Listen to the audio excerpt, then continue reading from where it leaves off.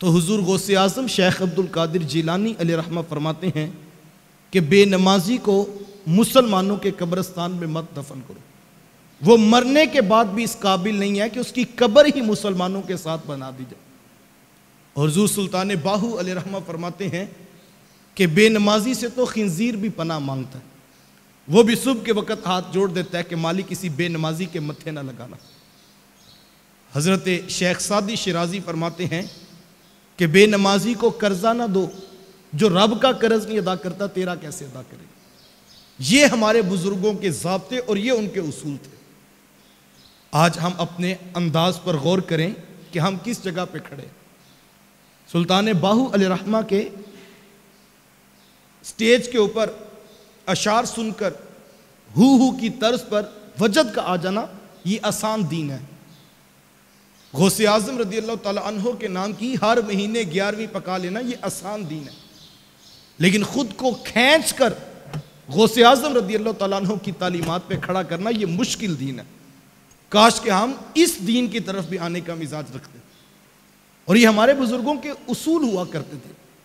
فرمایا کہ اس کو قرض نہ دو، جو رب کا قرض نہیں ادا کرتا تمہارا کیسے ادا کرے گا۔ اور دوسری طرف کیسی محبت بری بات، حضرت واصف علیہ رحمہ فرمایا کرتے تھے، آپ فرماتے وہ خوش قسمت شخص جس کو 5 وقت با جماعت نماز نصیب ہو جائے تو اس کو چاہیے کہ چھٹی نماز جو ہے وہ بطور شکرانے کی ادا کر لیا کرے کہ اس پرفتن دور میں اللہ نے اسے 5 نمازیں ادا کرنے کی توفیق دے دی۔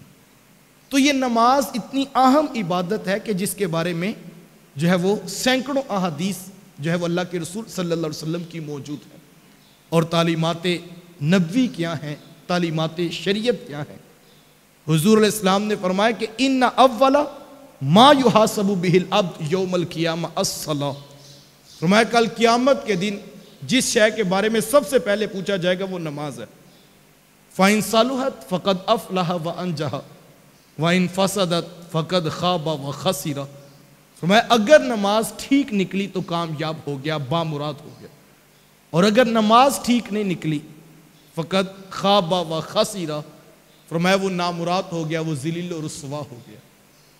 اور دوسری روایت میں فرمایا کہ من ترک الصلاۃ العصر فقد حبط عملہ، فرمایا جس نے جان بوجھ کر عصر کی نماز کو چھوڑا فرمایا کہ اس کے سارے عمل ضائع کر دیے گئے۔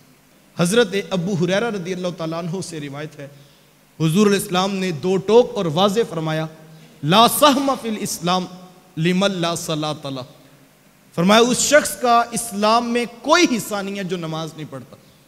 لا صلاۃ لمن لا وضوء لہ، فرمایا کہ جس کا وضو نہ ہو اس کی نماز نہیں ہوتی، اور جس کی نماز نہ ہو اس کے پلڑے میں اسلام نہیں ہوتا۔